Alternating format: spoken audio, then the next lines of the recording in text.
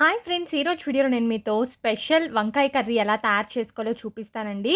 నార్మల్‌గా మనము గుత్తి వంకాయ కూరని తయారు చేసుకుంటూ ఉంటాం కదా! అలా కాకుండా నేను చెప్పే ప్రాసెస్‌లో కనుక తయారు చేసుకుంటే టైం లేనప్పుడు కూడా సింపుల్‌గా చేసేయొచ్చు. దీనికోసం ముందుగా స్టవ్ ఆన్ చేసుకొని పాన్ పెట్టుకోండి. అందులో 3 టేబుల్ స్పూన్ల వరకు నూనెను వేసుకోండి. ఇప్పుడు వంకాయలని నీట్‌గా శుభ్రం చేసుకొని ఇలాగా 4 పార్ట్స్‌గా కట్ చేసుకోవాలండి. సో, వీడియోలో చూపించిన విధంగా కట్ చేసి పెట్టుకోండి. వంకాయలు లేతవిగా, అలాగే చిన్నవిగా ఉంటే టేస్ట్ చాలా బావుంటాయండి. ఇప్పుడు ఈ వంకాయలని మనం ఆయిల్ వేసుకున్నాం కదా! ఆ పాన్‌లో యాడ్ చేసుకోండి. ఇప్పుడు ఇందులో హాఫ్ టీ స్పూన్ ఉప్పు, అలాగే పావు టీ స్పూన్ పసుపుని వేసుకొని ఒకసారి బాగా మిక్స్ చేసుకోవాలి. ఇలా బాగా మిక్స్ చేసుకున్న తర్వాత మూత పెట్టేసి ఒక 7, 8 నిమిషాల పాటు ఉడికించుకోవాలండి. మధ్య మధ్యలో కలుపుకుంటూ కుక్ చేసుకోవాలి. లేకపోతే వంకాయలు మాడిపోతాయి. సో, 2 వైపులా కూడా తిప్పుకుంటూ ఫ్రై చేసుకోండి. ఈ లోపల మనము మసాలాని ప్రిపేర్ చేసుకుందాం. ఒక మిక్సీ జార్‌లోకి 2 మీడియం సైజ్ ఉల్లిపాయల్ని తీసుకొని ముక్కలుగా కట్ చేసుకొని వేసుకోండి. అలాగే ఒక టమాటాని తీసుకొని ముక్కలుగా కట్ చేసుకొని వేసుకోండి. అంటే మనము ఒక కప్పు తీసుకుంటే హాఫ్ కప్ టమాటో సరిపోతుందండి. ఇప్పుడు ఇందులో యాలుక్కాయి, అలాగే లవంగాలు, 4, 5 వెల్లుల్లి రెబ్బలు, చిన్న అల్లం ముక్కను వేసుకొని మెత్తగా పేస్ట్ లాగా చేసి పెట్టేసుకోవాలి. సో, చూసారు కదండీ! ఇలా పేస్ట్ లాగా చేసి పక్కనుంచేసుకోండి. ఇప్పుడు వంకాయలు ఉడికాయో లేదో చూద్దాం. చూడండి, వంకాయలైతే పర్ఫెక్ట్‌గా కుక్ అయిపోయాయి.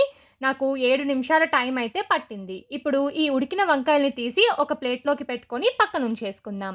ఇప్పుడు ఇదే పాన్‌లో కొద్దిగా ఆవాలు, జీలకర్ర వేసుకొని ఫ్రై చేసుకోండి.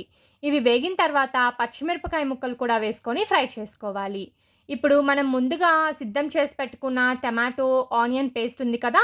అది పాన్‌లో యాడ్ చేసుకొని బాగా ఫ్రై చేసుకోవాలండి. ఆయిల్ పైకి తేలేంత వరకు కూడా ఫ్రై చేసుకోవాలి. అప్పుడు మనకి పచ్చి వాసన ఏమీ లేకుండా కర్రీ కూడా టేస్టీగా ఉంటుంది. ఇలా ఈ పేస్ట్ వేగేటప్పుడే కొద్దిగా కరివేపాకుని కూడా వేసుకొని ఫ్రై చేసుకోండి. సో, ఒక 7, 8 నిమిషాలకి మనకి ఈ టమాటో పేస్ట్ అయితే బాగా వేగిపోతుంది. మంటని లో టు మీడియం ఫ్లేమ్ పెట్టుకొని వేయించుకోండి. ఇప్పుడు ఇందులో రుచికి సరిపడినంత ఉప్పు, పసుపు, హాఫ్ టీ స్పూన్ ధనియాల పొడి, అలాగే హాఫ్ టీ స్పూన్ జీలకర్ర పొడి, 1 టీ స్పూన్ కారం వేసుకొని బాగా ఫ్రై చేసుకోవాలి.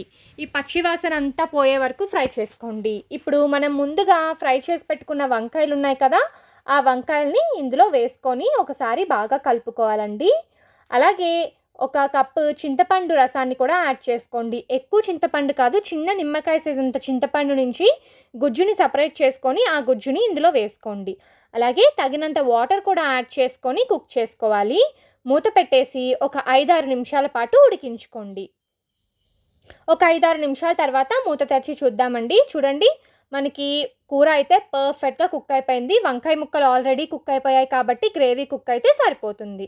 సో, ఫైనల్‌గా ఇందులో గరం మసాలాని యాడ్ చేసుకొని సర్వ్ చేసుకోండి. అంతే అండి. ఎంతో రుచికరంగా ఉండే వంకాయ కూర రెడీ. ఈ వంకాయ కూర చపాతీ, జొన్న రొట్ట, రైస్, రోటీస్‌లోకి చాలా టేస్టీగా ఉంటుంది. సింపుల్‌గా చేసేసుకోవచ్చు. ఈసారి తప్పకుండా మీరు గుత్తి వంకాయ బదులు ఈ వంకాయ కూరని ట్రై చేసి చూడండి.